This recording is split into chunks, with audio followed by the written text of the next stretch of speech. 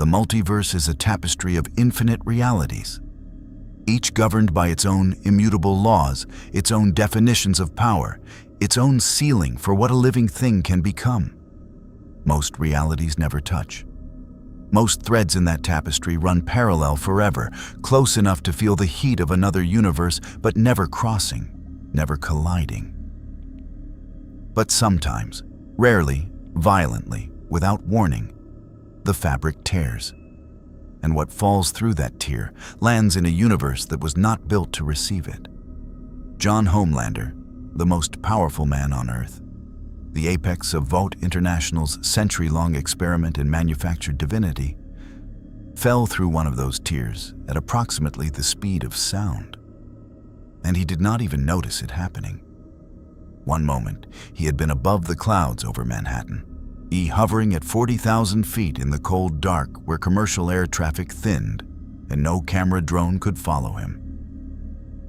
He went there sometimes when the cameras and the crowds and the endless performance of being the Homelander became a pressure he couldn't metabolize. He floated there in the near silence and told himself he didn't need any of it, that he was choosing to be among them, that he could leave whenever he wanted. Then the sky cracked. Not metaphorically. The atmosphere above him split along a seam of cold blue light, a wound in space that lasted exactly 4 seconds before it sealed behind him.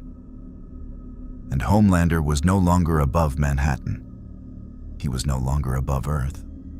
He was tumbling through open vacuum at a velocity that would have shredded any human being into vapor.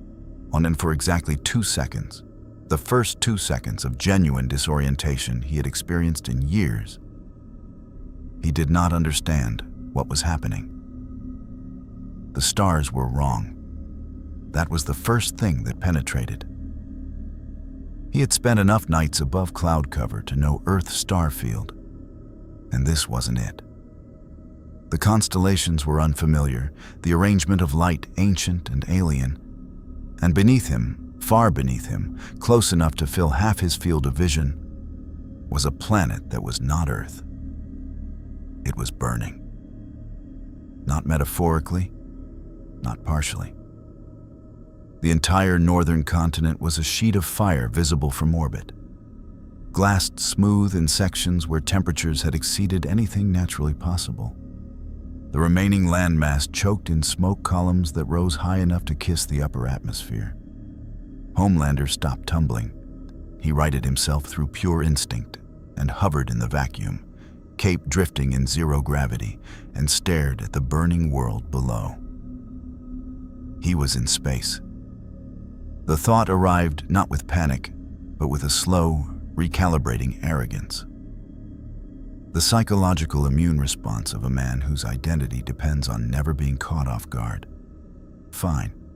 Space. So what? He could breathe for extended periods without oxygen. He'd tested it once over the Pacific, 6 minutes before the edges of his vision started going gray. He was already at maybe 90 seconds since the tear. He had time. The burning planet rotated beneath him slowly, and now he could see what was doing the burning. Ships. Enormous, blade-curved ships in a purple-violet color that caught the distant sun like wet metal, hanging in low orbit in formations too precise to be anything other than military. They were firing something onto the surface. Beams of superheated plasma in a blue-white that reminded him of his own laser vision, but scaled up by orders of magnitude. Each beam impact on the surface below created a shockwave visible from orbit. Homelander watched one beam carve through what looked like a city. He felt something he rarely felt watching destruction. Not horror. He was long past horror. What he felt was a collector's appreciation. That's a lot of power. Then one of the ships turned. Its sensor arrays, vast mechanical petals that bloomed from its underside like the eye of something enormous, rotated toward him, toward the strange bipedal anomaly hovering in vacuum where no human being had any business existing. The ship held position for 3 seconds. Then a second ship turned, then a third. Homelander smiled behind his mask. Good. Attention. Attention, he understood. He was still processing his next move when the oxygen deprivation began shading his peripheral vision, and a second object entered his awareness. Not one of the purple ships, but something human in silhouette, falling from a higher orbit trajectory on a violent re-entry angle. A military vessel. Gray-hulled, badly damaged. One engine pod sheared completely away, trailing atmosphere entry fire as it dropped toward the burning planet below. Human construction. He could tell from the design language, blocky, functional, completely graceless compared to those purple ships. And from the letters visible on the hull as it tumbled past him close enough to read. UNSC Aegis Fate, FFG 307, a frigate. A human frigate trying to survive a re-entry that it was not going to survive without intervention. Homelander looked at the dying ship. He looked at the alien vessels whose sensor arrays were still locked on him. He thought about what a hero would do. And more importantly, he thought about what a god would do. And he decided that in this moment, in this strange, burning corner of the universe he'd accidentally fallen into, there was no meaningful difference between those two things. He dove. The re-entry plasma didn't bother him. He matched velocity with the falling frigate, got beneath it, and pushed, not gently, not carefully, but with the full controlled output of arms that had torn the roof off a bunker and walked away, smiling. The descent angle corrected. The ship groaned around him, metal stressed beyond design tolerances. And he didn't care because the ship was slowing and slowing. And by the time the ground came up, it was a crash landing instead of an annihilation. The Aegis Fate hit a plateau of scorched bedrock on the planet's southern continent and slid 300 meters before stopping. Homelander landed beside it, straightened his cape, and listened. Inside the hull, 43 heartbeats, rapid, terrified, alive. He allowed himself the smile he'd been holding back since the sky cracked.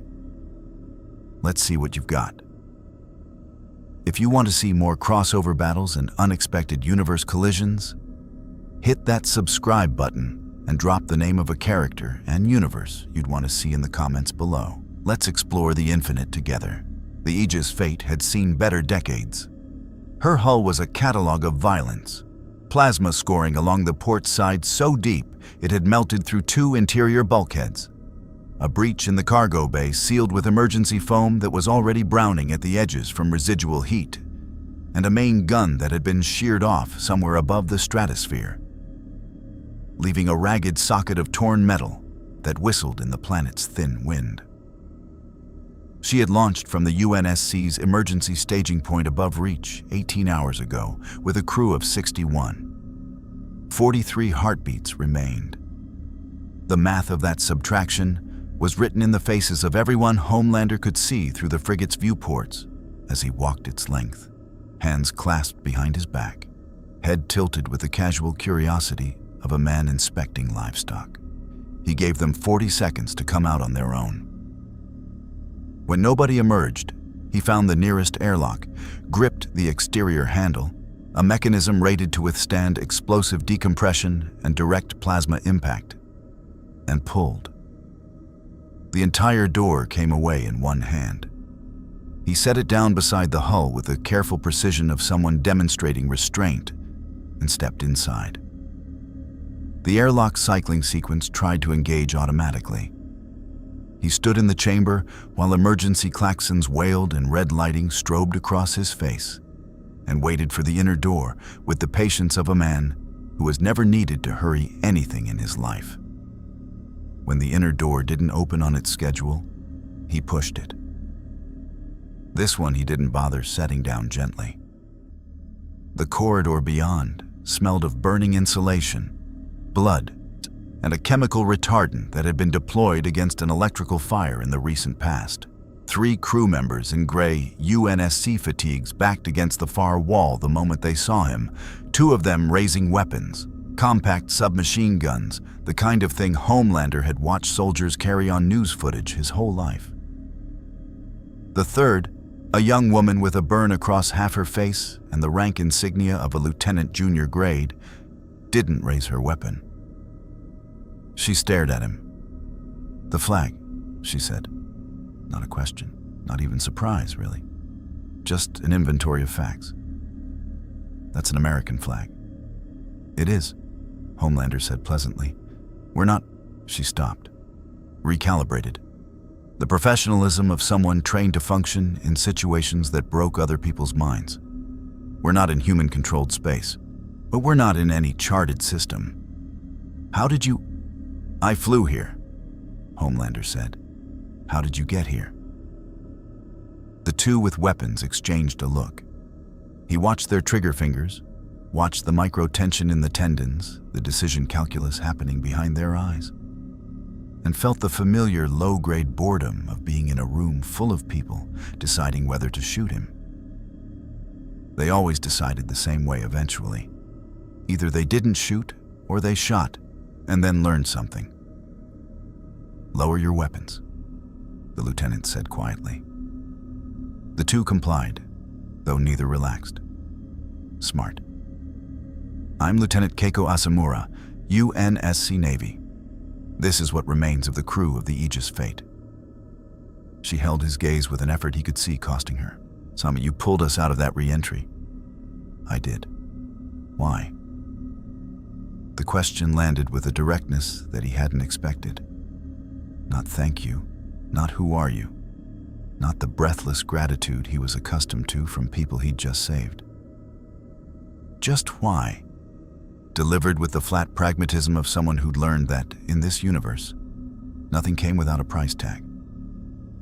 "I wanted to talk to someone," Homelander said. "And you were convenient." Asamura processed this. "What do you need to know?" He liked her immediately, the way you like a tool that fits well in your hand. "Start with where I am. Then tell me what those purple ships are. Then tell me who's winning whatever war this is." The next 40 minutes were the most educational of Homelander's life, and he hated almost every second of them.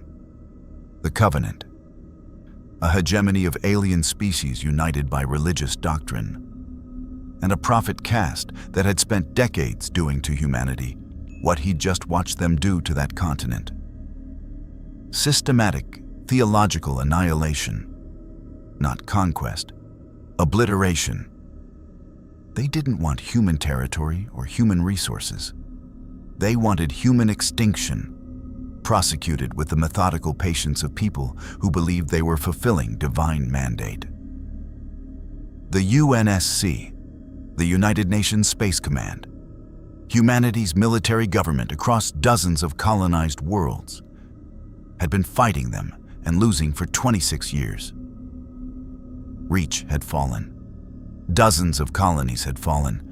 Earth itself was under threat. Homelander sat on an overturned equipment crate in the Aegis Fate's makeshift command center. The original bridge was open to atmosphere. And listened to Asamura brief him with the economical precision of someone who had given bad news so many times it had become a professional competency. Around them, surviving crew worked damage control, treated wounds, and carefully did not stare at the impossible man in the patriotic bodysuit who had caught their falling ship with his hands. "And the Spartans?" he asked, because she'd mentioned them twice now. Asamura's expression shifted. Not pride exactly, something more complicated. Reverence mixed with grief. Spartan 2 program, augmented super soldiers, enhanced reflexes, strength, skeletal reinforcement. The best of them can lift several times what an unaugmented human can manage. Faster, harder to kill. She paused. Master Chief is the best of them. Sierra 117. He's the reason we still have a species to fight for. Homelander let that sentence sit for a moment. Augmented. Stronger than humans. Skeletal reinforcement.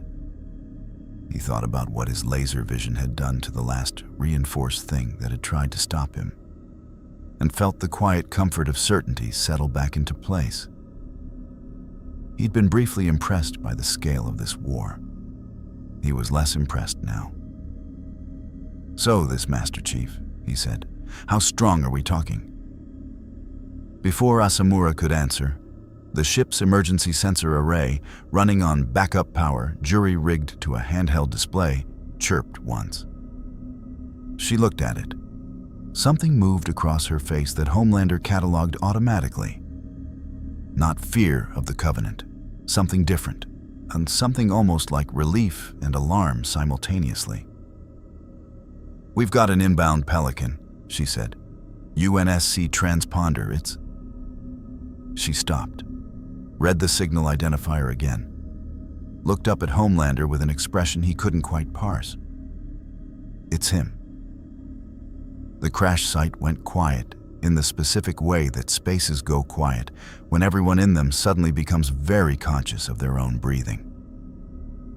Outside, over the ridge of scorched bedrock, the distinctive double-rotor profile of a Pelican dropship crested the horizon and began its descent.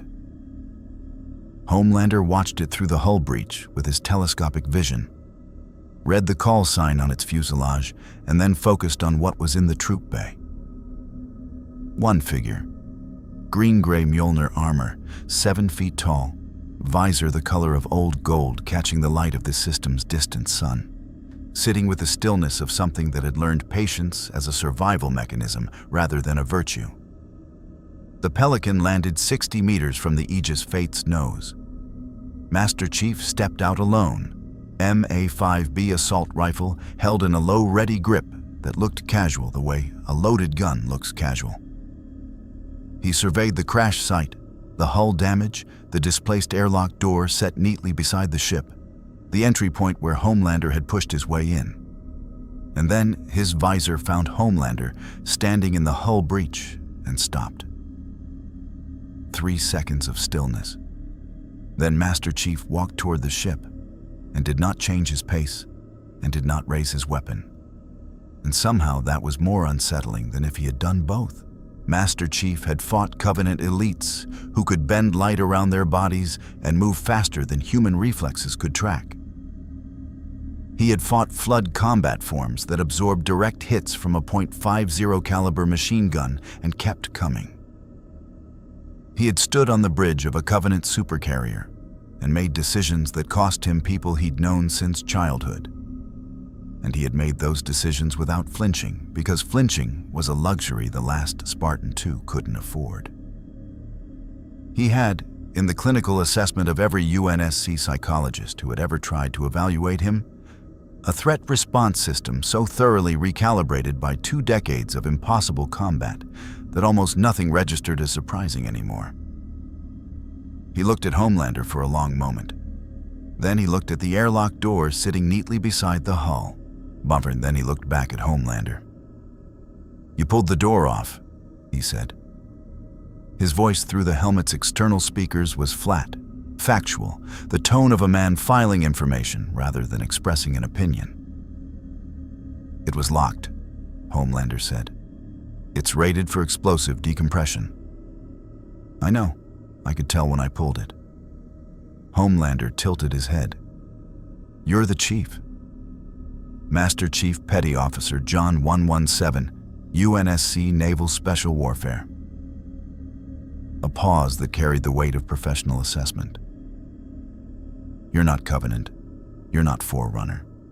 Your suit looks like a flag." "It is a flag. The flag." Homelander descended from the hull breach to the ground in a single unhurried step that covered 4 meters of vertical distance, landing without bending his knees, cape settling around him in the thin wind.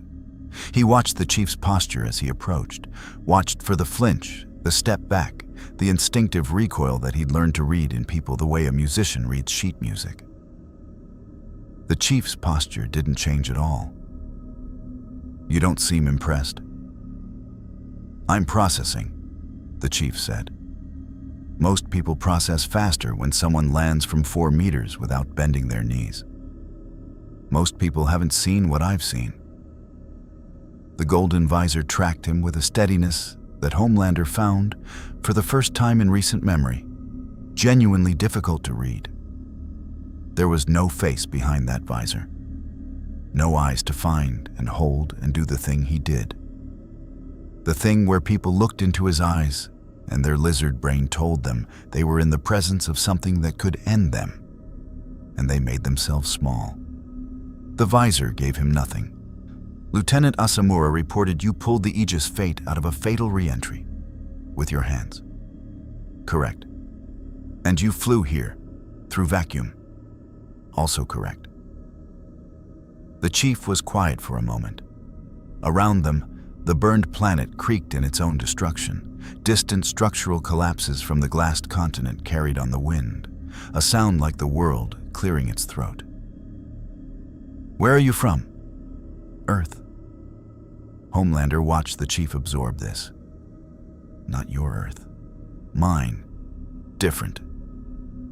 He made a gesture that was meant to convey dimensional tear, and instead conveyed, I find this mildly inconvenient.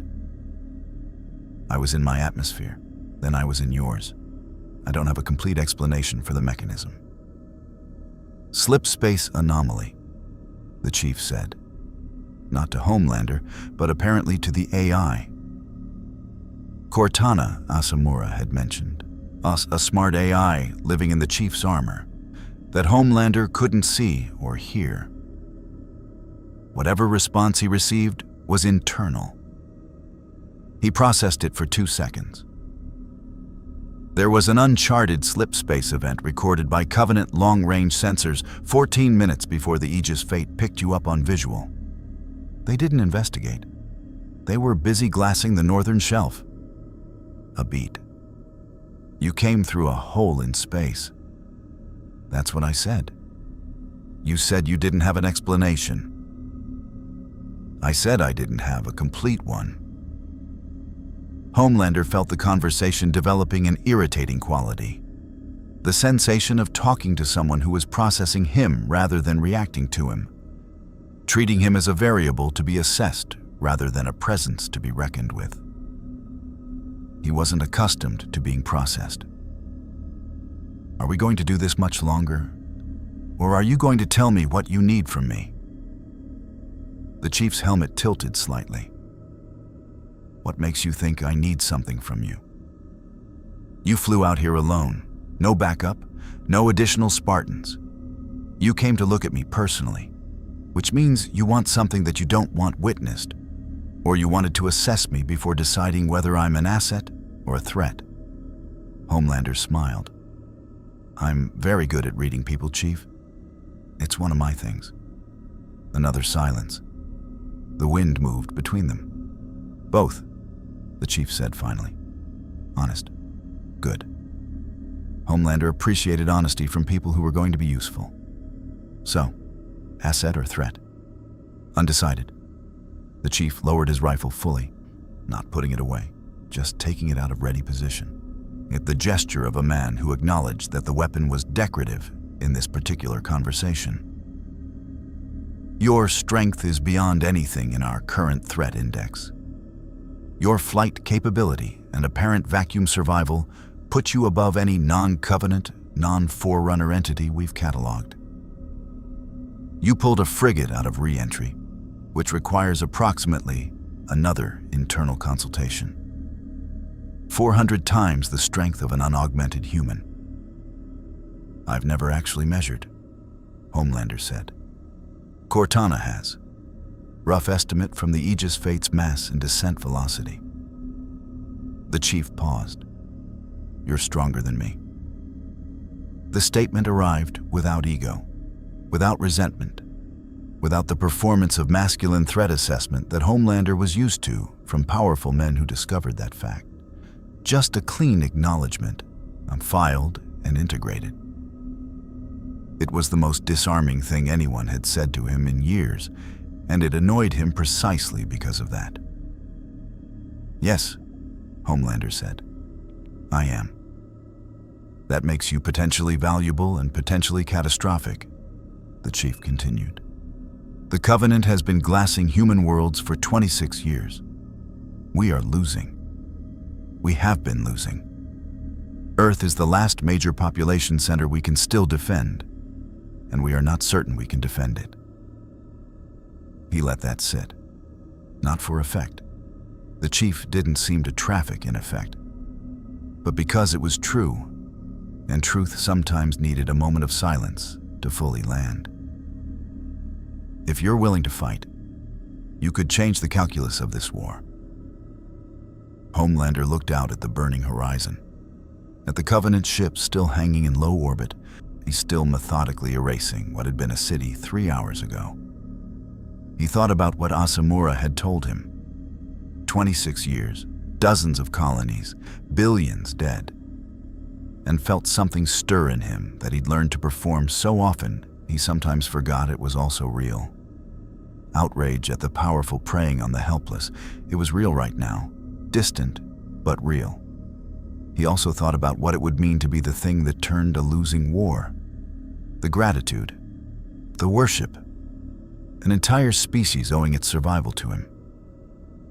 "I'm willing to fight," he said, "on my terms." "Define your terms." "I don't take orders. I don't wear a rank. I don't answer to a chain of command." He met the gold visor directly. "I decide what I hit and when I hit it. You can advise, you can suggest, you can make your case." He let the smile surface fully. "But at the end of the day, I'm the most powerful thing on this planet, and you don't have anything that changes that." The chief looked at him for a long, measuring moment. "Understood," he said. Not agreement, not approval. Just acknowledgement. The sound of a man filing information he expected to matter later. It was, Homelander would reflect afterward, the moment he should have paid more attention to. The chief's tone when he said understood was the same tone a man uses when he's identified exactly where a thing is going to break before it breaks. But Homelander wasn't listening for that. He was already looking at the Covenant ships and thinking about how his laser vision looked from a distance, and whether there were cameras anywhere on this planet to capture what he was about to do to them. There weren't. He went anyway. The Covenant Reverence-class cruiser Devotion of the Hierarchs had survived 11 engagements with UNSC battle groups, absorbed 3 MAC rounds at close range, and outlasted 2 frigate kamikaze runs that had destroyed ships twice its size. Its hull was a masterwork of Covenant engineering, a layered energy shield system backed by 14 meters of nanolaminate armor that could redistribute kinetic impact across its entire surface area, dissipating force that would have crippled human vessels into manageable structural stress. Its crew of 4,000 grunts, jackals, elites, and hunters operated with the synchronized precision of a religious institution that had been at war for longer than most human civilizations had existed. It lasted 9 minutes against Homelander. He came up from the planet's atmosphere at a speed that the cruiser's point defense systems couldn't adequately track. Not because they were slow, but because the targeting solutions kept assuming the incoming object was a missile and adjusting lead distance accordingly, and a missile does not decelerate. Hover at the bow and look through your hull with eyes that burn at temperatures exceeding plasma cutting tools. The first thing the Devotion of the Hierarchs knew about Homelander's laser vision was when 2 of its starboard plasma torpedo launchers detonated simultaneously from the inside. The secondary explosions ripping through 2 decks and venting atmosphere in a cascade that the ship's automated systems struggled to contain. Then he was inside. He punched through the nanolaminate hull with both fists. The material resisted. He genuinely resisted in a way that made his knuckles register something adjacent to effort, and tore open an entry point the size of a garage door. The vacuum pulled at him, and he ignored it. The interior of the Covenant vessel hit him with a sensory assault. purple-violet lighting, air thick with an atmospheric mix that ran hotter and drier than Earth standard. The alien geometry of corridors designed for species with different limb configurations and spatial instincts. It smelled of ozone and something organic and ancient, the accumulated scent of a civilization that had been warring across the stars for centuries. Grunts in methane rebreathers saw him first. They ran, which was correct. Jackals raised their point defense gauntlets, energy shield emitters strapped to their forearms, generating a circular barrier of hard light that could stop a UNSC battle rifle round. And he walked through the barriers and through the jackals behind them without breaking stride.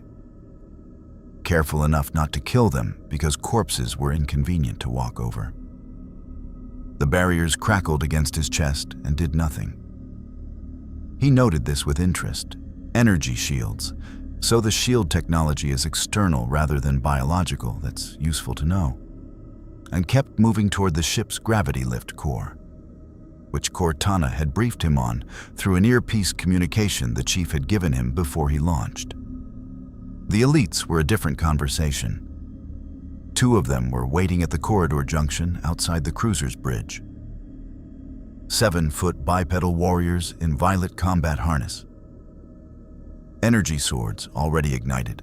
Eastokes moving with the fluid coordination of apex predators who had been killing humans since before Homelander was born. The plasma blades burned at temperatures that could cut through Spartan Mjolnir armor. They crossed the distance between themselves and Homelander in under a second, blades driving for the gaps in his, and then stopped because there were no gaps. There was no armor. There was just a man in a suit, and the plasma blades hit his forearms as he raised them and skidded, and the elites felt the resistance and their combat instincts, honed across hundreds of engagements, screamed at them that something was categorically wrong. He grabbed both energy swords by the emitter hilts. The plasma burned against his palms. He felt it, genuinely, in a high-intensity heat that registered above his normal threshold. And he turned both blades off by crushing the emitters in his fists. The elites stared at their empty hands. He hit them both once, measured, controlled, and they went into the walls hard enough to dent the nanolaminate and stayed there, alive, unconscious, and deeply confused about the universe. The bridge doors were sealed with a security measure that, according to Cortana's briefing, would take a Spartan in full Mjolnir with a plasma cutter 4 minutes to breach. Homelander looked at the doors, located the structural stress points through his X-ray vision, and was through them in 11 seconds. The Covenant shipmaster, a massive elite in golden ceremonial armor that designated Supreme Command Authority, turned from his holographic tactical display with the slowness of a being who had trained himself never to show fear to subordinates, and regarded the human standing in his destroyed bridge doors with an expression that Homelander's X-ray vision told him was accompanied by a heart rate of approximately 240 beats per minute. "You are not Spartan," the shipmaster said. His translator implant rendered it into serviceable English, a feature of Covenant technology that had made the war simultaneously more and less comprehensible to both sides. "No," Homelander agreed. You are not Forerunner." "Also no." The shipmaster's 4 mandibles spread in an expression that the Covenant used for situations that their theology hadn't adequately prepared them for. "What are you?" Homelander looked around the bridge, at the holographic star maps, the tactical displays showing UNSC fleet positions, the Covenant fleet disposition data that Cortana would very much want him to bring back. He looked at the burning planet through the bridge's forward viewport, at the continuing work of erasure happening on the surface below, and felt the outrage again, real and hot beneath the performance of it. "I'm the person who's going to make you stop," he said. He destroyed the devotion of the hierarchs from the inside out over the following 4 minutes. You're moving through it with the systematic thoroughness of someone who had learned that Half measures created complications. He left the crew alive, all of them, even the shipmaster. Because he wasn't here to commit genocide, he was here to send a message. And tore out the ship's power core in a single action that sent the cruiser into a slow, unpowered drift that would eventually result in atmospheric entry. And a very bad day for everyone aboard, unless someone came to rescue them. He had the tactical data Cortana needed stored on a device the Chief had given him. He also had something the Chief hadn't anticipated. He had been boarded the devotion of the hierarchs when the Covenant transmission came through, received on the translator implant frequency, in a channel that was not the ship's standard combat band. A private channel. A channel that someone had known to use because someone had been watching him from the moment he fell through the dimensional tear, and had spent the intervening hours preparing a very specific kind of message. The voice was different from the shipmaster's, higher, smoother, carrying the particular cadence of something that had learned to perform authority rather than simply possessing it. A prophet's voice. "Remarkable creature," it said. "We have been watching you since you emerged from the void. We have no record of your kind, no prophecy that accounts for your existence." A pause calculated for effect. And yet, here you are, powerful beyond the Forerunner index, impervious to weapons that have broken Spartans, moving through one of our finest vessels like it was constructed of paper. Another pause. "We would very much like to speak with you, not as enemies, as potential partners in something far larger than this war." Homelander floated in the destroyed bridge, the burning planet turning slowly beneath him through the shattered viewport, the tactical data in his hand and the prophet's voice in his ear. He thought about the Chief, about the chain of command he'd already refused, about the species that was losing a war and needed him. He thought about worship, about an entire religious civilization looking at him and seeing something their prophecies hadn't accounted for. He thought about what it would mean to have that pointed in his direction. "Tell me where," he said. The meeting point was a Covenant stealth corvette running silent in the shadow of the planet's largest moon. A chunk of cratered rock 300 kilometers in diameter that cast a permanent eclipse over a section of the planet's southern pole. The corvette was invisible to UNSC sensors, which Homelander only knew because the Chief had told him during the briefing on Covenant stealth technology that vessels using active camouflage generated a specific gravitational displacement signature that human equipment could detect if you knew what to look for. The Chief had said this with the quiet confidence of someone who had used that knowledge to board a stealth corvette before and expected to use it again. Homelander hadn't told the Chief about the Prophet's transmission. He'd considered it for approximately 4 seconds during the flight back from the destroyed cruiser, weighed the tactical data he was carrying against the potential value of the Prophet's offer, and decided that the Chief's strategic picture was incomplete in ways that would make him resistant to possibilities that deserved genuine consideration. The Chief's job was to win a war. Homelander's job was to decide what he wanted from this universe, and those were not the same job. The corvette's hangar bay opened for him as he approached, a silent, mechanical welcome that carried the particular energy of an invitation that had been very carefully prepared. The interior atmosphere hit him as he crossed the threshold. Warmer than the cruiser, more humid, and unscented with something that reminded him distantly of incense. The deliberate environmental manipulation of a space designed to impress. Purple lighting softer than combat standard, holographic tapestries depicting what he assumed were Covenant religious iconography projected on the curved walls, and a delegation of 6 figures arranged with the theatrical precision of people who had staged this moment. 4 honor guards flanked the central space. Elites in ceremonial crimson armor, energy lances held vertical, their posture the aggressive stillness of warriors performing restraint. On either side of the central figures stood two jackals in white harness, hoods drawn, not warriors but something closer to scribes or priests. Holding data tablets and watching him with their avian yellow eyes with an intensity that bordered on reverence. And in the center, two prophets. They were smaller than he'd imagined. Fragile-looking, gray-skinned, ancient in the way that things are ancient when they've maintained power long enough that their physical diminishment becomes irrelevant.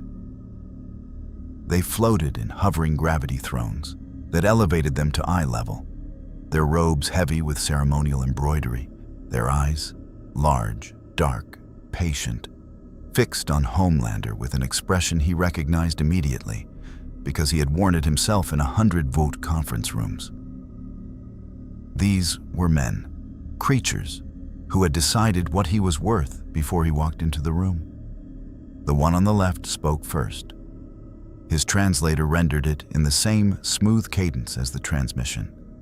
The Forerunners were the pinnacle of created life, the Prophet of Mercy said.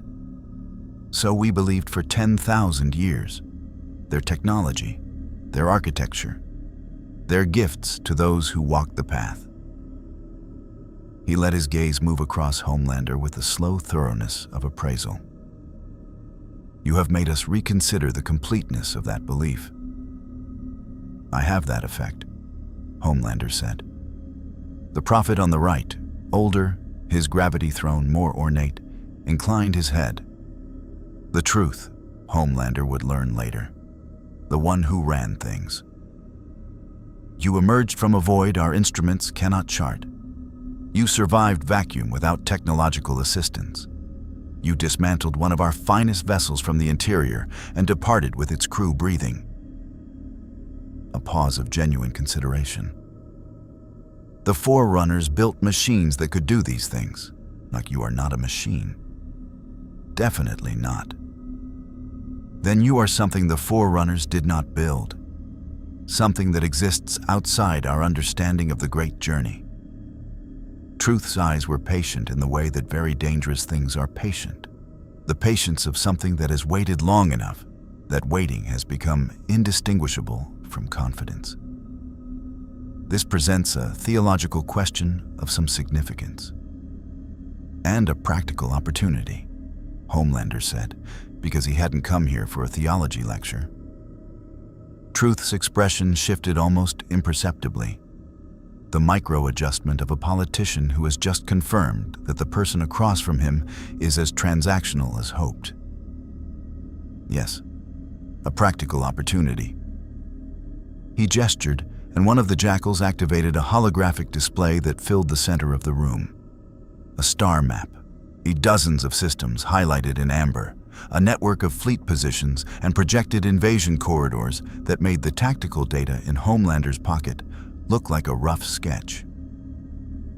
We are prosecuting a holy war, it's true. But holy wars are won by practical means, ships, soldiers, and occasionally. The pause was performed with the precision of a man who had been performing pauses his entire political life. Assets that cannot be categorized. Homelander looked at the star map. At the amber highlights, each one a human world, a population center, a place where people were currently hiding and hoping and dying. He thought about how the war briefing Asamura had given him, 26 years of systematic extinction, had genuinely made him angry. He held on to that anger, examined it, put it on one side of a scale. And on the other side, he placed what the prophet was offering with his patient dark eyes and his ornate gravity throne. Recognition. The acknowledgement of an entire civilization that he was something unprecedented, something outside their 10,000-year theological framework, something they needed to account for. Not a superhero, not a Vought asset, not a symbol they'd manufactured and could unmake. Something that had arrived from outside their understanding and couldn't be categorized or contained. The scale was closer than he would have liked. "What exactly are you offering?" he asked. "Partnership," Truth said. Not servitude. We are not foolish enough to believe you would accept that framing, and we are not interested in what you would do to those who try to impose it. He let that acknowledgement sit, the deliberate concession of a negotiator establishing good faith.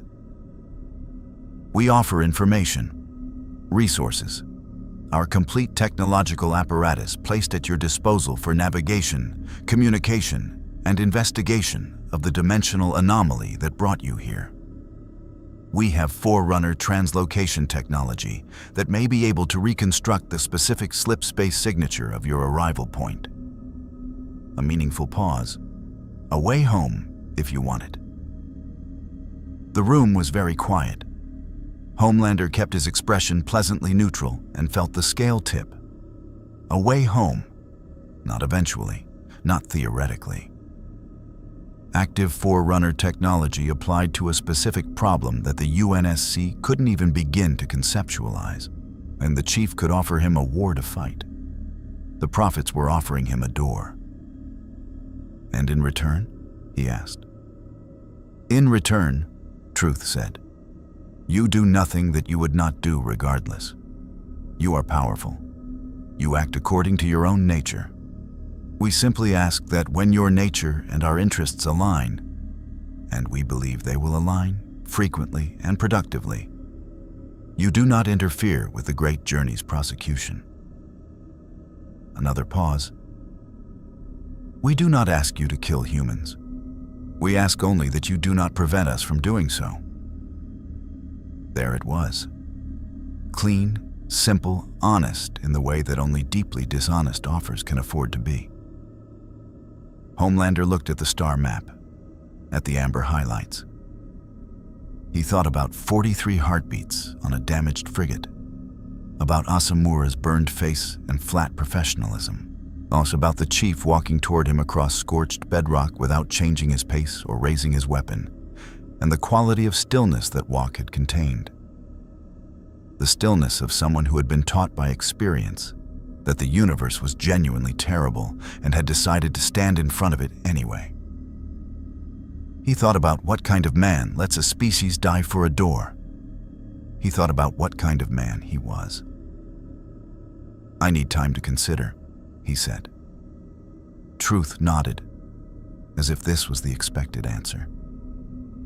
And Homelander understood then that he was not the first powerful thing these prophets had made this offer to, and that they had learned patience from the ones who had taken longer to decide than their conscience could afford.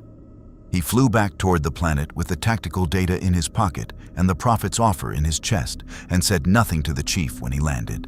And the chief, who noticed everything, who had an AI living in his head whose entire function was pattern recognition, said nothing back.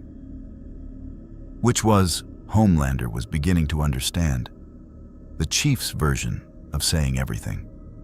The flood hit them on the third day.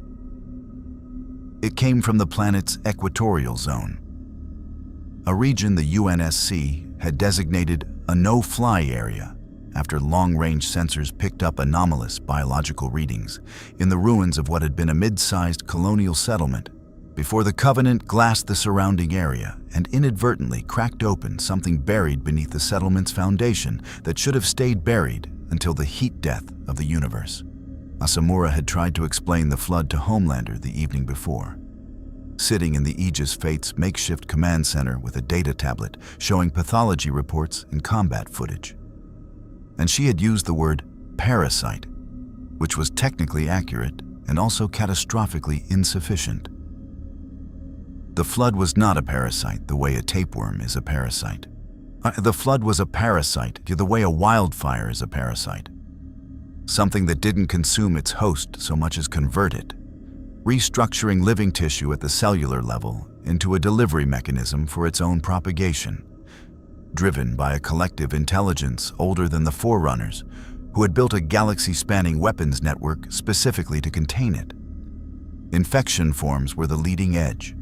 Small, fast, crab-like organisms that moved with the frantic purposefulness of things that existed only to close distance and make contact. Behind them came combat forms, reanimated corpses of whatever the infection forms had successfully converted, human or covenant. Their bodies restructured into weapons by a biology that had spent 100,000 years optimizing for exactly this function.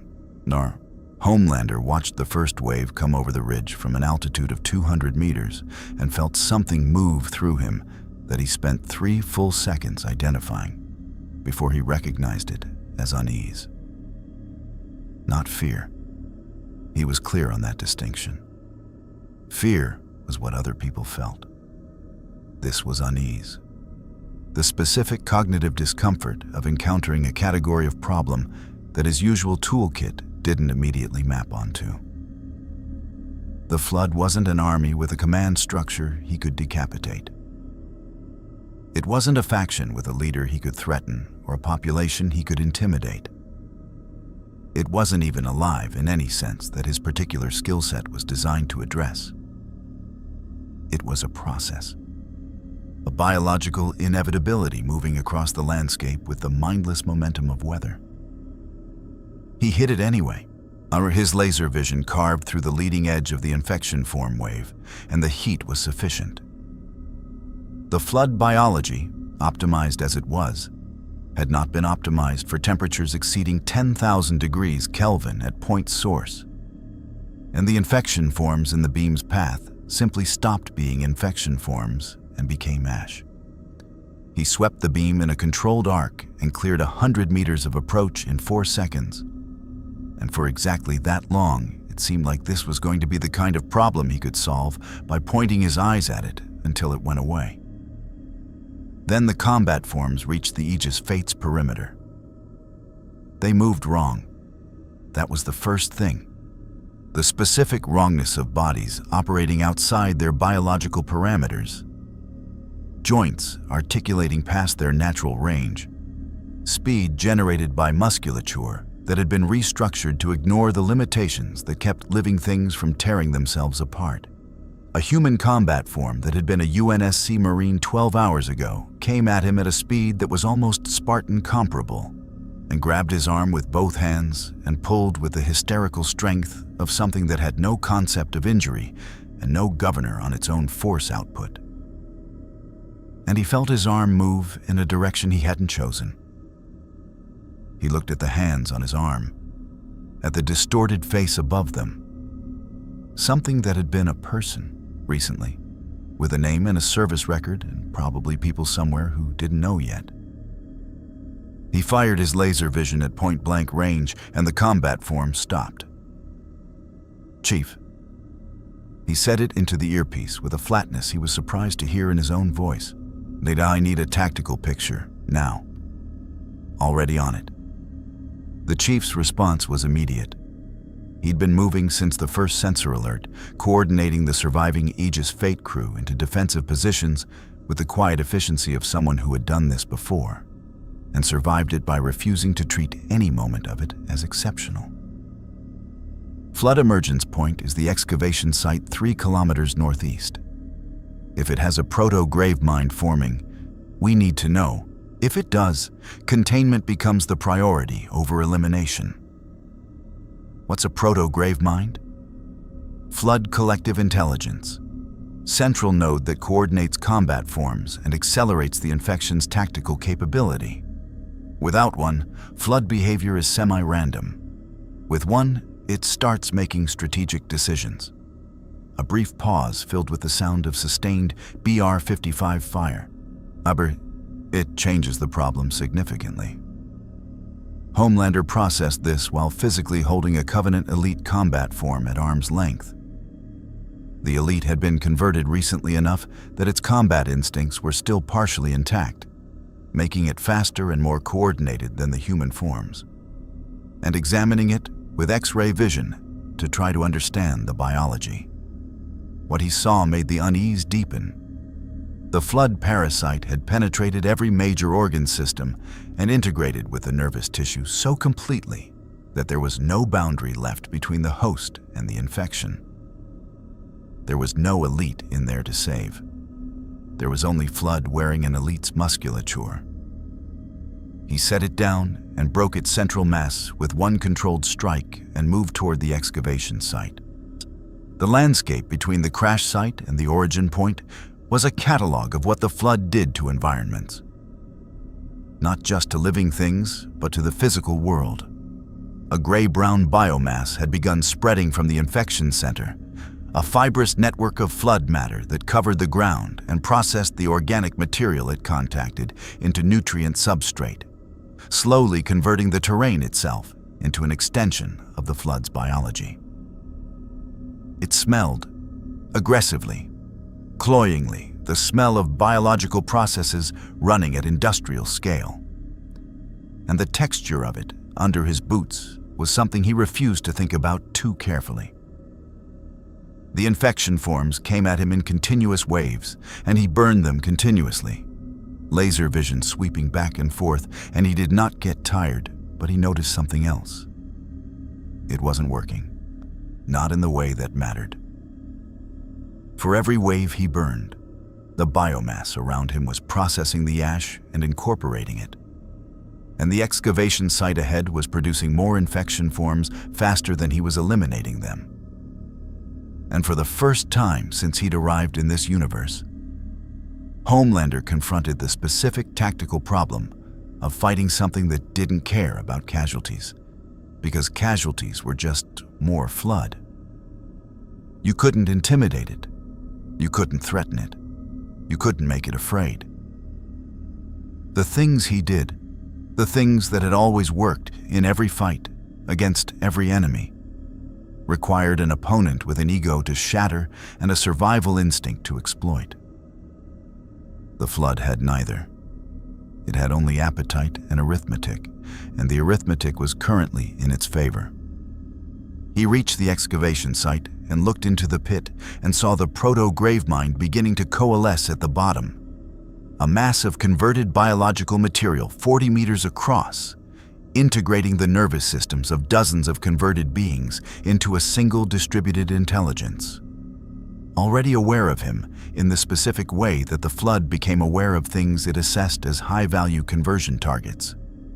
It reached for him. Dozens of tendrils of flood matter, each one tipped with infection forms, rising from the mass in a coordinated movement that was the first genuinely coordinated thing the local flood had done. Homelander fired his laser vision directly into the central mass at full output. The proto-gravemind screamed. Not with sound, but with a pulse of coordinated distress that propagated through every connected combat form simultaneously, staggering them, breaking the tactical coherence that had been beginning to develop. He kept firing. 30 seconds of sustained full-output laser vision, the kind of output he used sparingly because even his eyes needed recovery time after that duration, pouring into the central mass until the pit was a burning crater and the biomass around the edges was retreating from the heat in the semi-purposeful way that flood matter retreated from threats to its central intelligence. The combat forms at the perimeter became semi-random again, uncoordinated, manageable. He stood at the edge of the burning crater and let his vision recover. 10 seconds of reduced acuity while the biological systems behind his eyes recalibrated. And in those 10 seconds, he was, for the first time in this universe, briefly limited. Not helpless, not even significantly reduced, but briefly, measurably, less than he'd been 30 seconds ago. He didn't like how it felt. "Gravemind is down," he said into the earpiece. "Confirmed," the chief said. "Good work. Flood behavior is degrading to baseline." A pause. "You okay?" The question surprised him. Not the content, he was clearly fine, but the fact that it was asked at all and the quality of attention it implied. The chief asked it the way someone asks when they've been watching carefully enough to notice something that the other person might prefer remained unnoticed. Fine," Homelander said. "The recovery time after sustained laser output," the chief said, not making it a question. "How long?" Homelander stared at the burning crater. "Long enough," he said. "The Arbiter arrived on the 4th day, and he arrived alone. which in the context of Sangheili culture was either a profound gesture of respect or declaration that he considered himself sufficient. His phantom dropship set down 2 kilometers from the Aegis fate at dawn. This planet's dawn, a slow gray brightening through smoke that turned the sky the color of old iron. And he walked the distance on foot, his active camouflage disengaged, his energy soared on his hip but unignited, his white Arbiter's armor catching the diffuse light with the dull gleam of something that had seen too many battles to reflect anything cleanly. He was taller than the elites Homelander had fought on the devotion of the hierarchs. Broader across the shoulders, moving with a deliberateness that wasn't caution, but something more considered than caution. The walk of a creature that had been given the title of Arbiter, because it was expendable and discovered in the process of being expendable that it was not. Master Chief met him at the perimeter. Homelander watched from above, hovering at 50 meters, and listened through his enhanced hearing to the exchange below. A conversation conducted with the careful economy of 2 beings who had recently been trying to kill each other and were still deciding what they were now. "The demon," the Arbiter said. His translator rendered it without inflection, but the term carried enough history that even Homelander caught the weight of it. It was what the Covenant called Master Chief. Not an insult exactly, something more complicated than an insult. A word that had started as propaganda and become, through accumulated experience, in something closer to honest assessment. "Arbiter," the Chief said, "there is a new variable." The Arbiter's gaze went upward, to where Homelander hovered, directly and without the performance of pretending not to have known he was there. "We have been watching it since it emerged from the void anomaly. Our instruments cannot classify it. Our theologians cannot account for it." He looked back at the Chief. "And yet it destroyed a Reverence-class cruiser from the interior and walked away without armor damage." "He's an ally," the Chief said. "You say this with less certainty than you intend," the Arbiter observed. A silence that Homelander found instructive. He descended. Not slowly, he didn't do anything slowly when an audience was available, but with the controlled deliberateness of someone choosing the pace of their own entrance. He landed between them, which was either tactically neutral or socially aggressive depending on your framework. And he suspected the Arbiter's framework was sophisticated enough to read it correctly.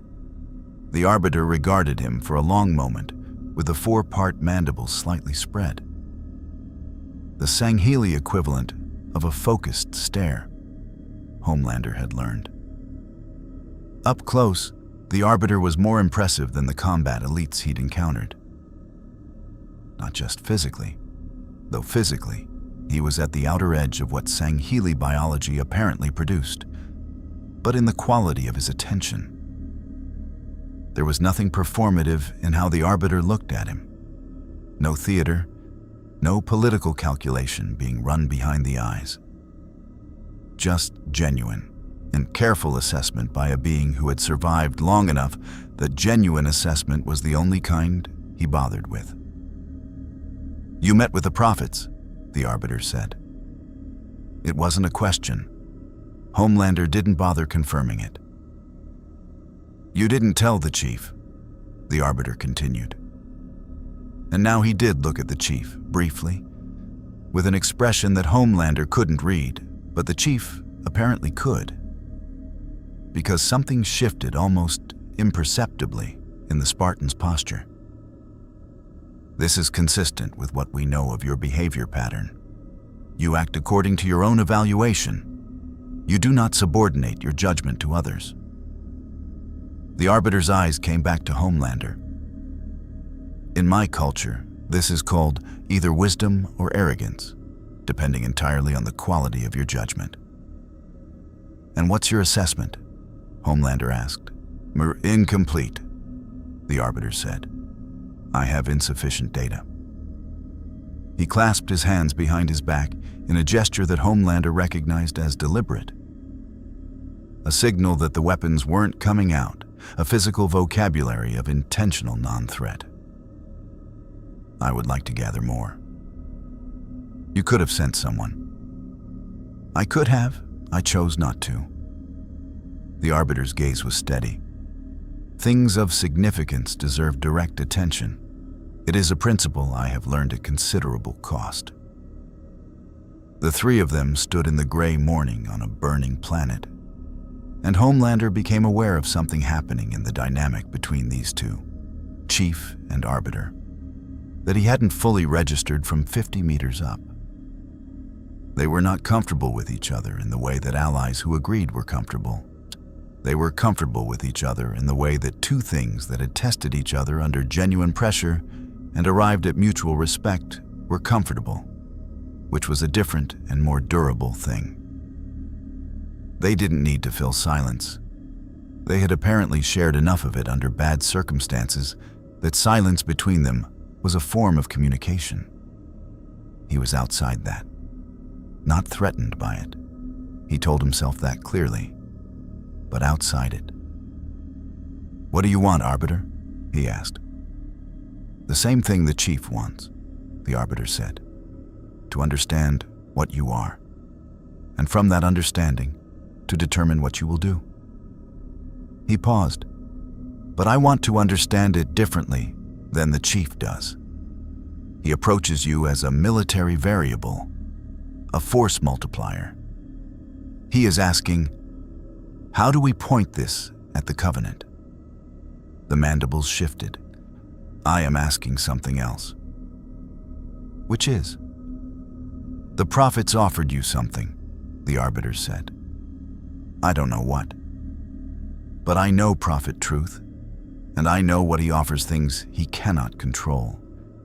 He offers them the thing they want most, wrapped in terms that seem reasonable until the moment they are not." His eyes were very steady.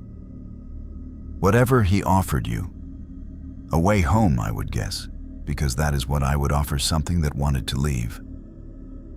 It comes with a condition, and the condition is designed to be acceptable until it isn't."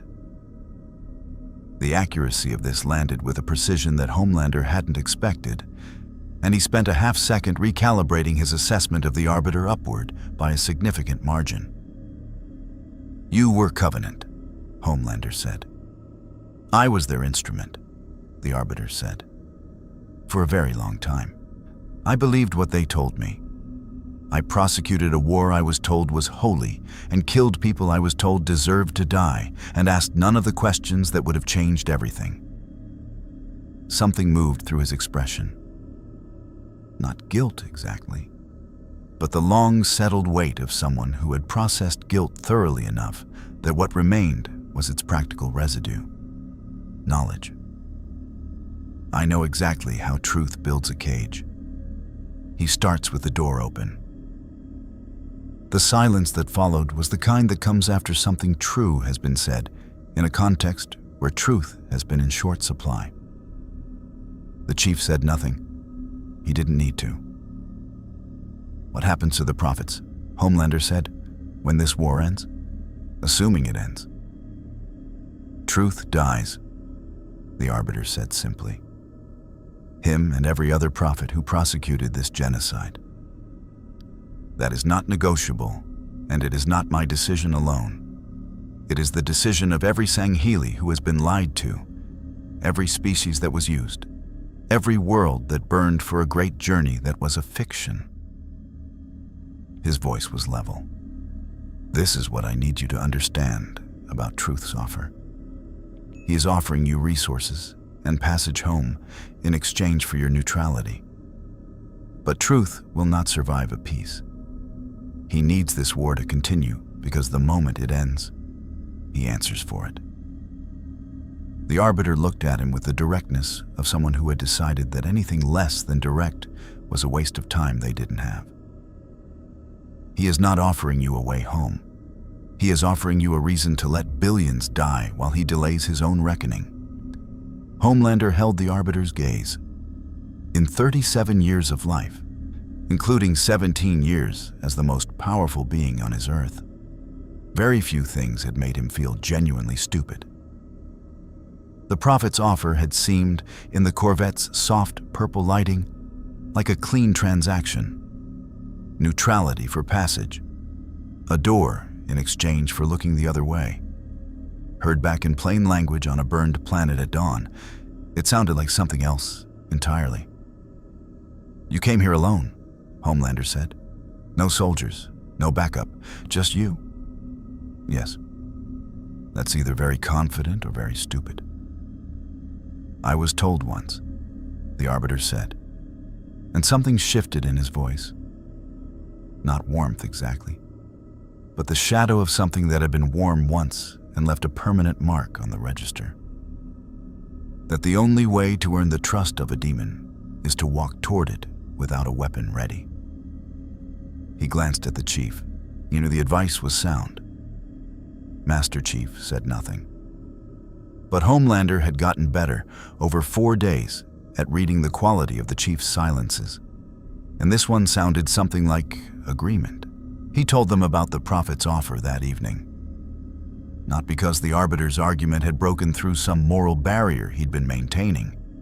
He was honest enough with himself to know that moral barriers had never been the primary architecture of his decision-making. But because he'd spent the intervening hours running the calculation from every angle he could access and arriving at the same answer, regardless of entry point. Truth had offered him a door. But a door that required him to stand still while billions died was not a door. It was a cage with better interior decoration than most. And Homelander had spent his entire life breaking out of Vought's version of that exact structure. And he was not going to walk into another one, because a floating alien politician had learned which words to use. He sat on the hull of the Aegis Fate in the cooling evening air and laid it out, the transmission, the Corvette, the profits, the offer, with the flat completeness of someone paying a debt that they'd been carrying too long. Asamura listened with her arms crossed and her burned face carefully neutral. The Chief stood with his arms at his sides and said nothing during the account, and nothing after it for a full 10 seconds. Then, Forerunner translocation technology. That's what he said. He has access to it, the Chief confirmed, apparently internally. Cortana says it's plausible. The Prophet of Truth has been running unsanctioned Forerunner research operations. If anyone in the Covenant hierarchy has the capability to reconstruct a dimensional event signature, it's him. A pause with a particular quality. The pause of someone choosing their next words with surgical care. He told you the truth about the technology. Which makes the condition worse, the Arbiter said from across the fire. A small thermal unit the crew had set up, more for the psychological warmth than the physical, because the night was cold but survivable. Truth always tells the truth about the gift. It is the price he obscures. He was clear about the price, Homelander said. He was clear about its surface, the Arbiter said. The price he named was neutrality. The price he didn't name was what neutrality becomes once he has what he wants from you. He looked at the thermal unit's glow. The moment you accept, you are no longer an unknown variable.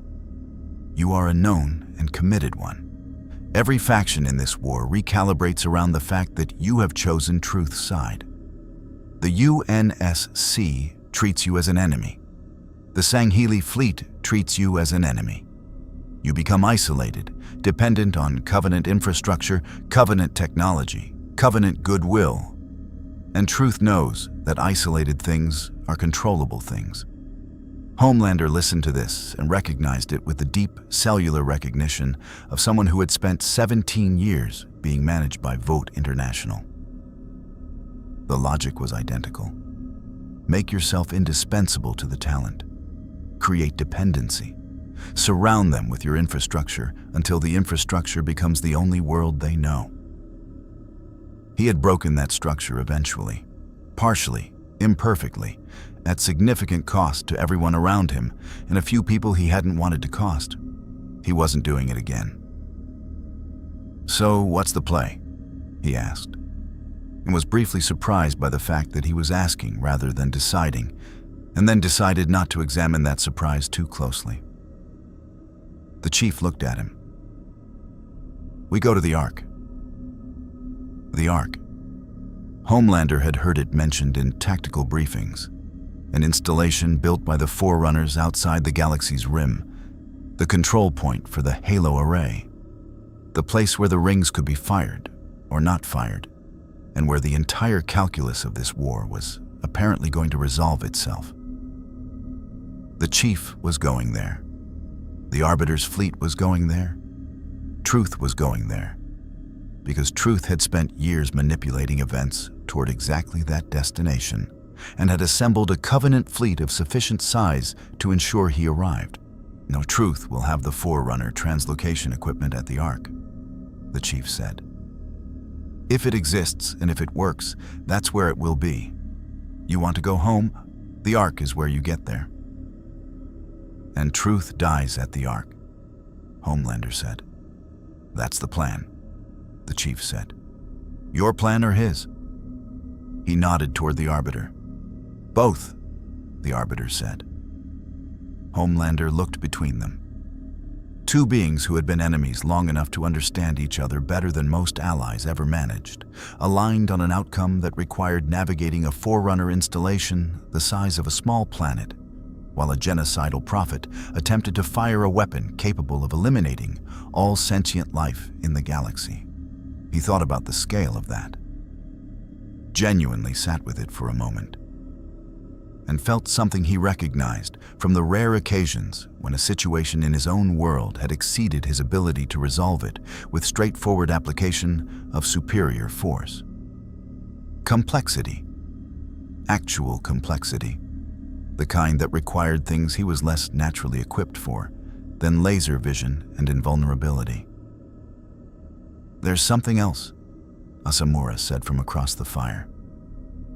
She'd been quiet through the strategic discussion, not excluded, just choosing her moment. And now she spoke with the careful deliberateness of someone who'd been constructing a sentence for a while. "The Prophet's offer. He found your transmission frequency. He knew which channel to use." She paused. "That's not something you work out from watching someone fly around destroying ships. That's intelligence. Pre-existing intelligence." Her eyes were steady on Homelander. "He knew things about you before he made contact. That means he's had eyes on you since before you boarded the devotion of the hierarchs. Possibly since you came through the dimensional tear. The silence that followed had a different quality than the previous ones." "He's been running an assessment," the chief said. "He's been running a recruitment," the Arbiter corrected.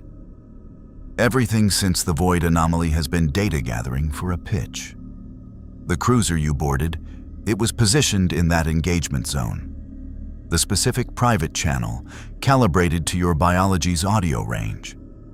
The offer's timing, after the flood encounter, us when you had experienced limitation for the first time." He looked at Homelander with an expression that managed to convey respect and discomfort simultaneously. "He waited until you had been frightened before making the offer. Barely frightened. I don't suggest it was significant, but enough." Homelander stood up from the hull. The thermal unit's glow caught his face, and his expression was doing something complicated. The internal weather of a man processing the discovery that he had been studied and profiled and approached at the optimal moment by something that understood psychology well enough to find the edges of even his. It produced anger. Clean, hot, the kind of anger that didn't need to be performed because it was simply true. "The cruiser wasn't a coincidence," he said.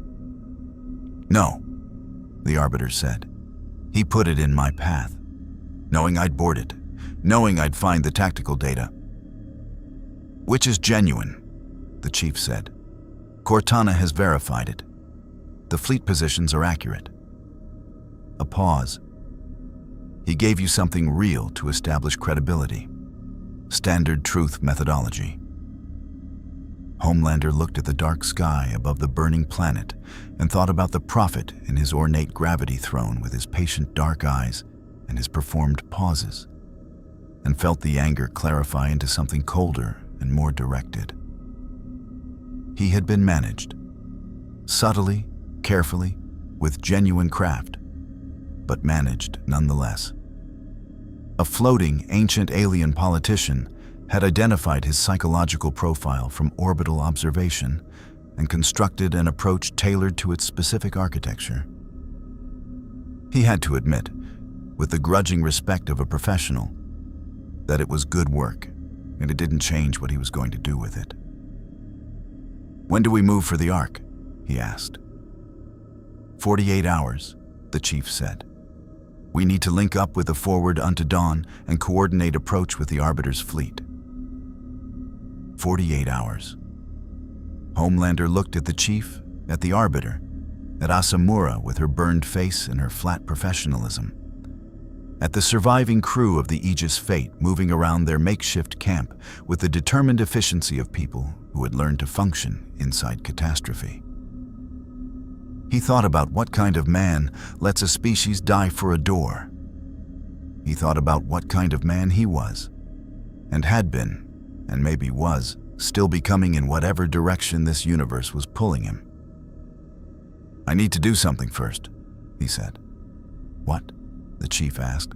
No, Homelander looked toward the equatorial zone, toward the direction of the Covenant fleet's primary staging point. Visible on a clear night, as lights moving in orbital pattern against the stars, dozens of ships preparing for the final push. "I need to make sure Truth knows his offer is declined," he said. "Personally." The chief was quiet for a moment. "That will alert him to our intentions."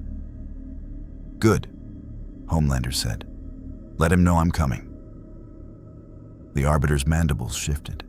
It took Homelander a moment to identify the expression because he hadn't seen it on a Sangheili face before. It was approval. He found Truth's stealth corvette exactly where he'd left it, in the shadow of the moon, running silent and confident in its invisibility. The gravitational displacement signature the chief had taught him to identify rendered in his enhanced vision as a subtle distortion in the star field, a place where light bent slightly wrong around a hull that wasn't there. Homelander had spent the flight up from the planet's surface thinking about how to do this, and had arrived at the conclusion that the most honest approach was also the most effective one. He flew directly at the distortion at full speed and hit the Corvette's cloaked hull like a missile. The active camouflage collapsed immediately. A system designed to bend light around a stationary or slow-moving vessel was not engineered for the structural shock of a near-invulnerable superhuman hitting it at several hundred kilometers per hour. And the Corvette shimmered back into visibility in a cascade of failing light-bending emitters, its hull ringing like a struck bell, emergency lighting flickering across its exterior in amber distress patterns. The honor guards inside would be responding. The crew would be at battle stations. And somewhere in the vessel's ornate central chamber, the Prophet of Truth would be doing the recalculation that Homelander intended him to do. He didn't go inside this time.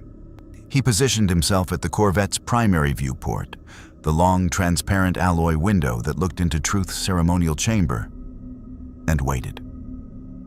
30 seconds. The chamber's lighting stabilized.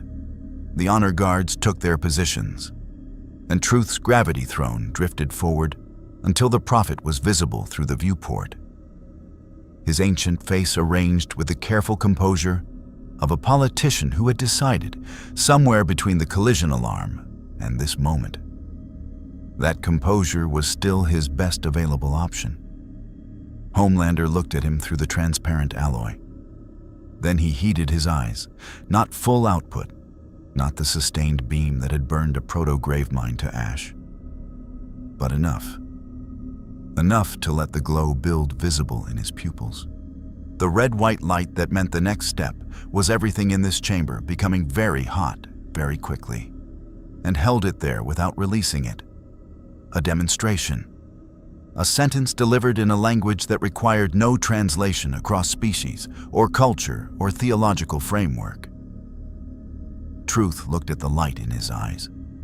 Truth looked at the hull around him, at the breach Homelander had made on entry, at the structural damage readable even from inside, at the mathematical reality of a vessel whose armor had just been tested by an unarmored bipedal organism and found wanting. Truth made the calculation. His expression didn't collapse. The man was too disciplined for collapse, but something in it settled. The way a building settles when the foundation shifts, and the performance of patience receded slightly, and what replaced it was something more honest and considerably less comfortable. The expression of a very intelligent being confronting the specific variety of problem that intelligence alone cannot solve. Homelander held his gaze and let the heat build in his eyes for 5 full seconds. Then he let it fade. He didn't speak. He didn't need to. The message was delivered in a register that Prophet Truth, for all his sophistication, could not misinterpret or reframe or negotiate with after the fact. The offer was declined. The assessment was complete. And the thing that had been studied and profiled and approached at its optimal moment of vulnerability was now looking back through a viewport and communicating with the absolute clarity of superior force held deliberately in check, on that it knew exactly what had been done and had decided to be an active problem rather than a managed asset.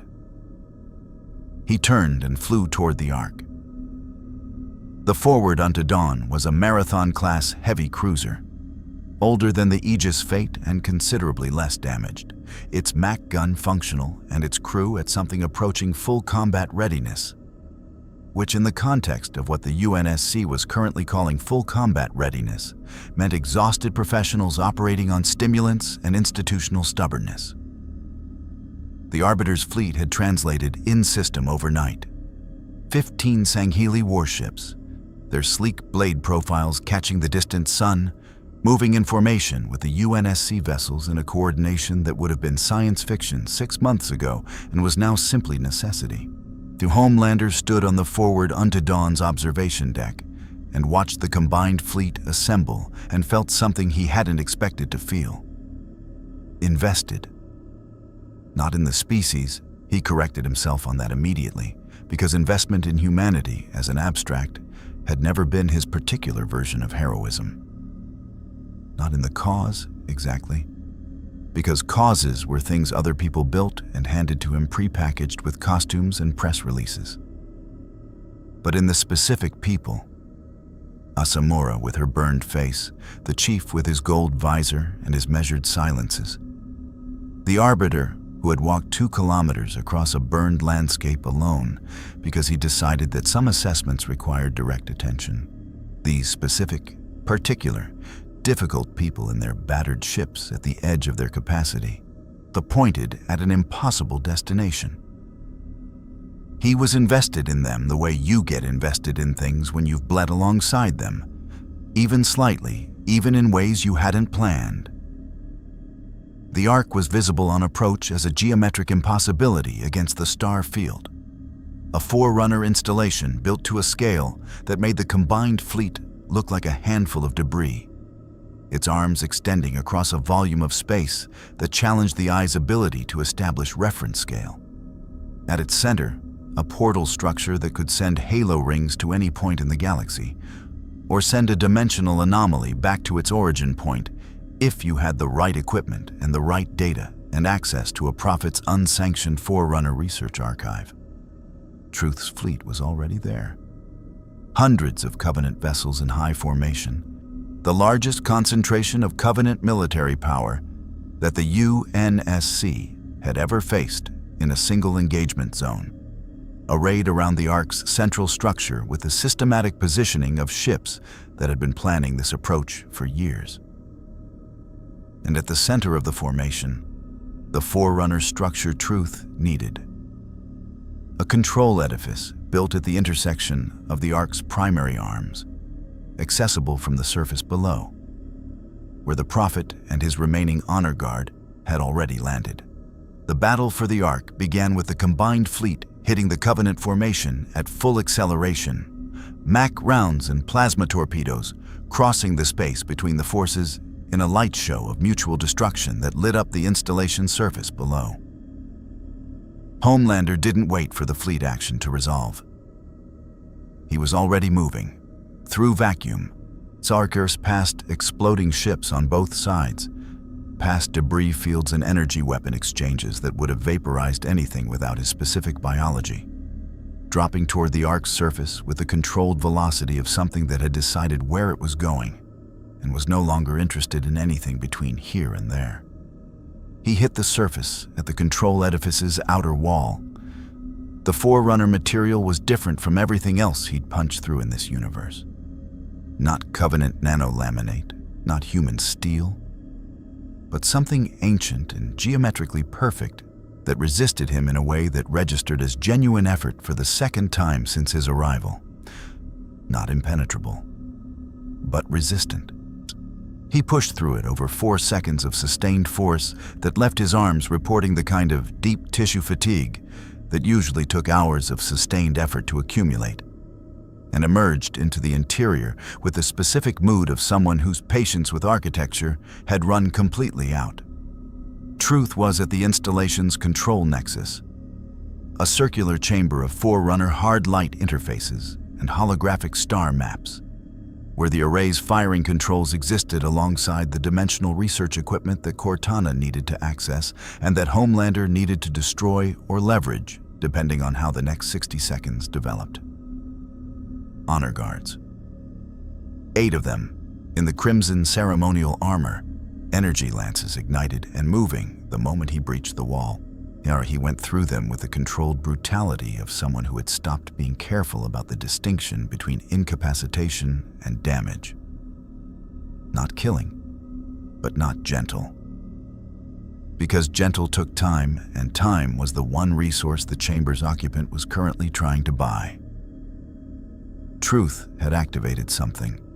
His hands, trembling, Homelander noted, the Prophet's composure finally cracking under the pressure of a situation he couldn't negotiate. Moved across a Forerunner interface that responded to his touch with the specific obedience of technology that had been keyed to a user through months of unauthorized access.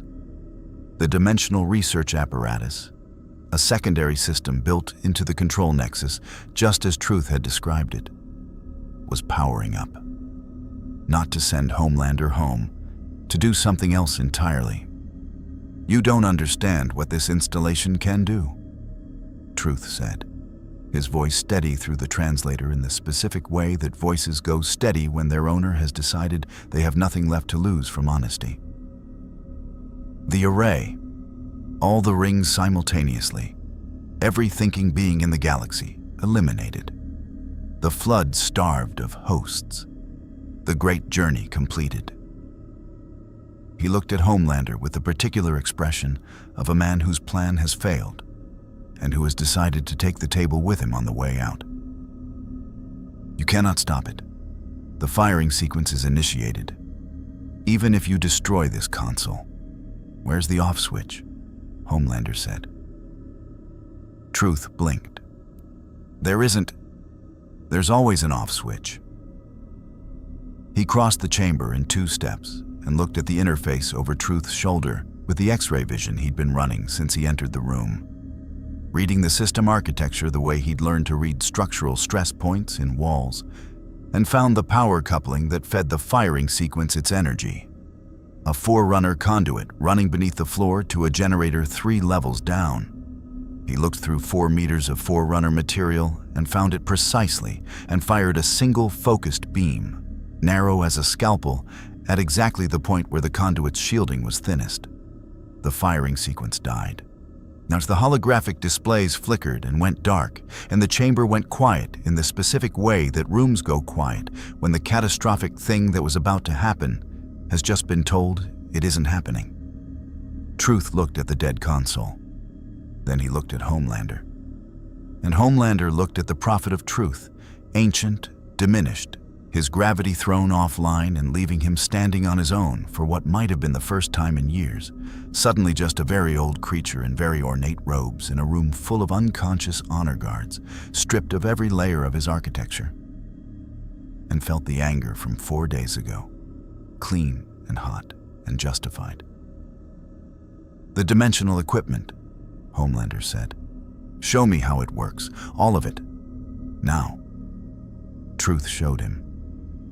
It took 11 minutes. They were conducted under the specific motivational conditions of a man with laser vision standing very close to someone who has just tried to fire a galaxy-sterilizing weapon. And by the time Cortana's voice came through the earpiece, confirming that she had the data she needed to reconstruct the dimensional event signature, the chief had breached the chamber from the opposite wall. Mjolnir armor scored from the fleet action above, moving with the same unchanging pace he'd used crossing the crash site 4 days ago. And the Arbiter was 15 seconds behind him. Energy sword ignited, taking in the room with the rapid tactical assessment of someone who'd arrived expecting worse and was recalibrating. Truth looked at the three of them. He looked at his dead console. He looked at the Arbiter, in whose expression he apparently found something he'd been avoiding finding for a long time. And whatever he saw there settled something in him that had been unresolved since the beginning. The Prophet of Truth said nothing else. The Arbiter stepped forward, and what happened next was between them in a way that Homelander recognized as not his. And he looked away, and the chief looked at the floor, and the chamber was quiet. The dimensional reconstruction took 6 hours. Cortana ran the calculations from the Forward Unto Dawn systems, patched into the Ark's Forerunner computational architecture through an interface that she described, in the clipped professional tone she used when something was simultaneously impressive and terrifying, as working with a computer the size of a solar system. The dimensional event signature from Homelander's arrival, the specific slip space wound that had opened above Manhattan and deposited him 40,000 feet above a burning alien world, was recoverable, barely. The data degraded at a rate that meant another 12 hours and the reconstruction would have been impossible. The signature dispersed into background dimensional noise, and the question of how to send him home would have become genuinely unanswerable with available technology. 6 hours, then. A margin that Homelander chose not to examine too carefully because the alternative to 6 hours was permanent, and permanent was the one thing his entire psychology was structured to refuse. He spent those 6 hours on the Ark's surface. The installation was extraordinary in the specific way that things built to last 10,000 years are extraordinary. Not impressive in the manner of human or covenant architecture, which scaled upward to communicate power, but impressive in the manner of pure function executed at a scale that made the distinction between engineering and geology meaningless. Its surface was alive with the residual activity of systems that had been running unattended for millennia, light bridges connecting structures across distances that made UNSC carrier flight decks look like hallways. The geometric precision of Forerunner design language present in every surface and angle, with the obsessive consistency of a civilization that had decided, at some foundational level, that the universe's chaos could be answered with sufficient exactitude. Master Chief found him on one of the outer arms, sitting on a Forerunner observation platform that looked out over the installation's curve toward the star field beyond, the distant galaxy visible as a smear of light against the dark. The fleet action above had resolved. Covenant forces without Truth's command structure had fractured along species lines, the Sangheili breaking away under the Arbiter's authority, the remaining Prophet-loyal forces either surrendering or scattering.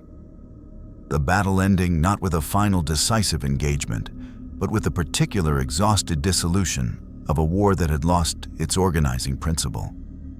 The chief sat beside him, which required the Spartan to fold his considerable armored frame into a position that looked structurally uncomfortable, and which he settled into without complaint because the chief had apparently decided that comfort was also a luxury.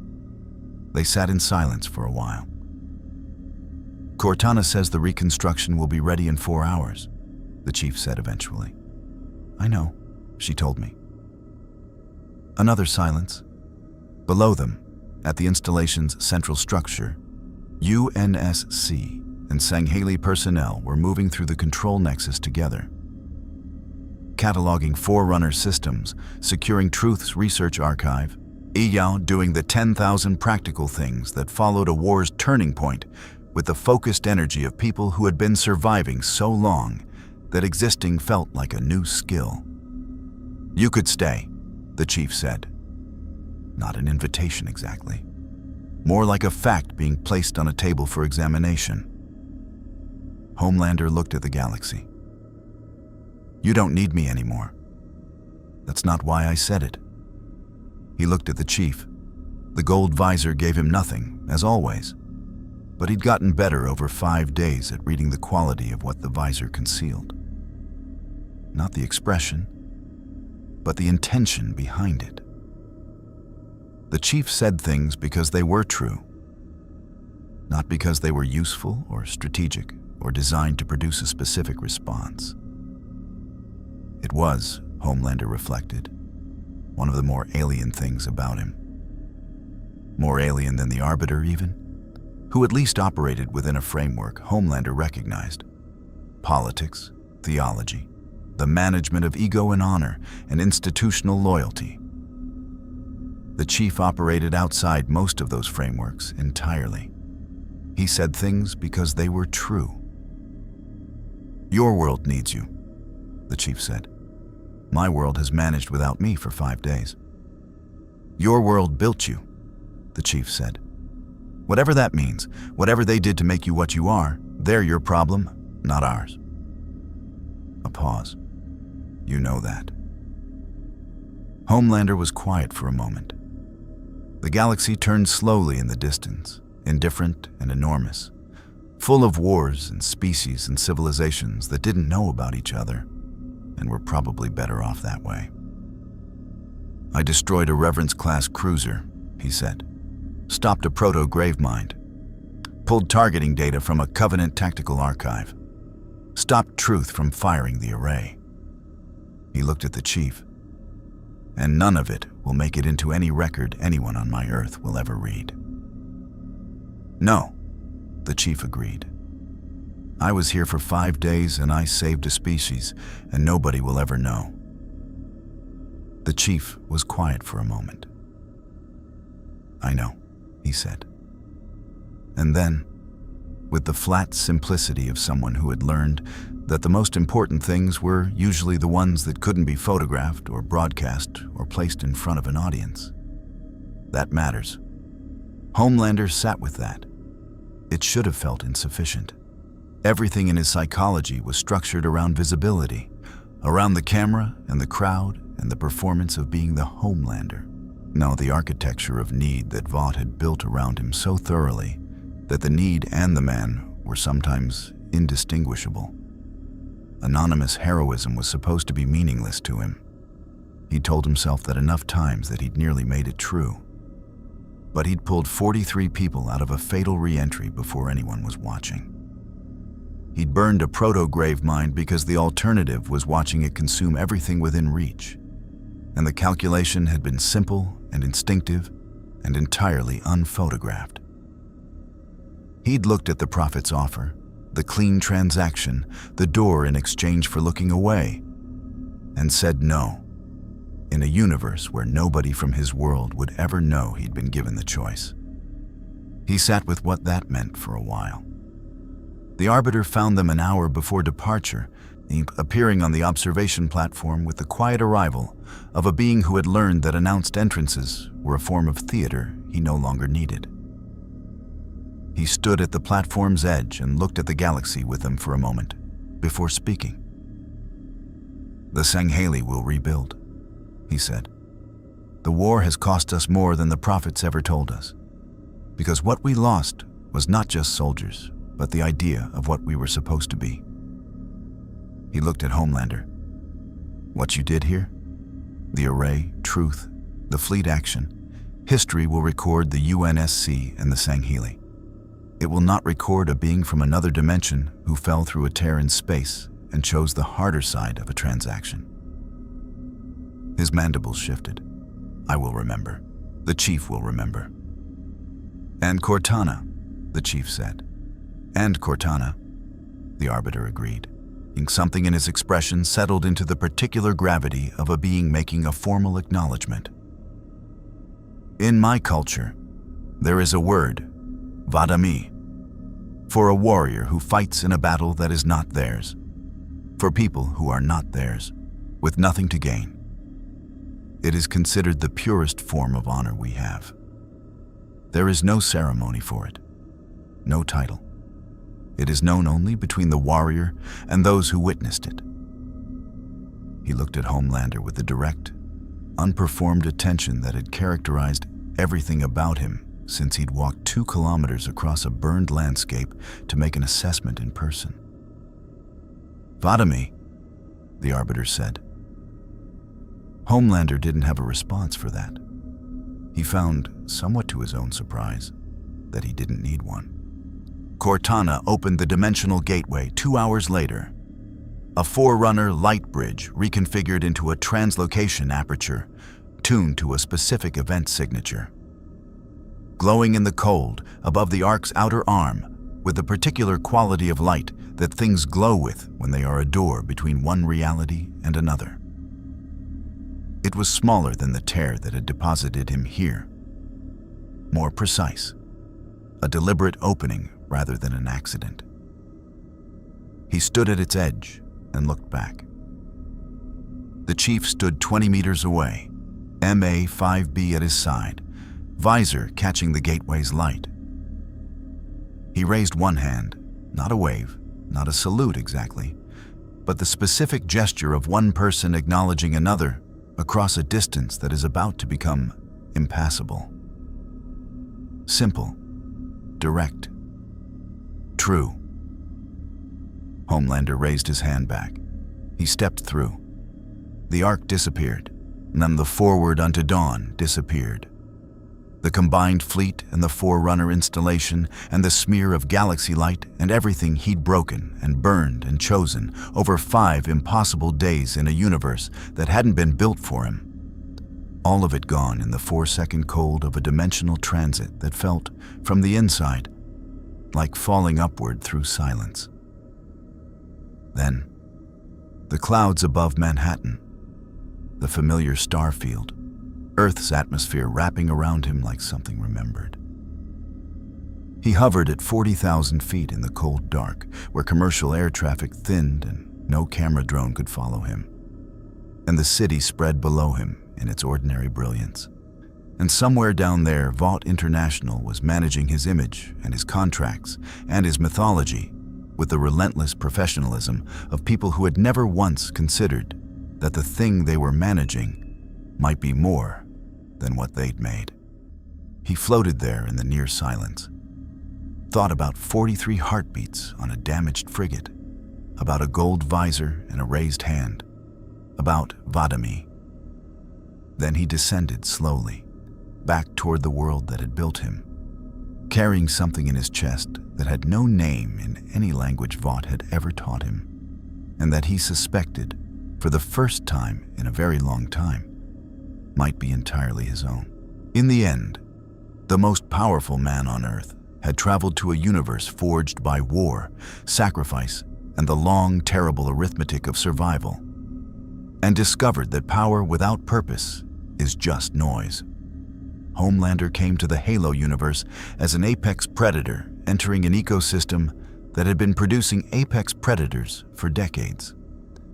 And what broke him open wasn't a weapon or a defeat, but the specific quality of people who fought without an audience and died without a camera and kept going anyway.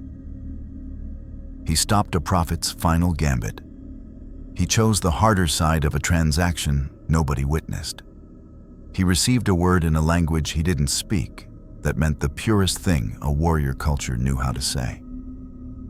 None of it will appear in any vote press release. None of it trends. None of it exists in the record of his world. It exists only in the space between a raised hand and a dimensional gateway, in the memory of a Spartan and an Arbiter and an AI living in borrowed time. Sometimes the most important thing a god can learn is that the universe was here before him, will be here after, and occasionally, briefly, anonymously, without applause, chose to be worth it anyway.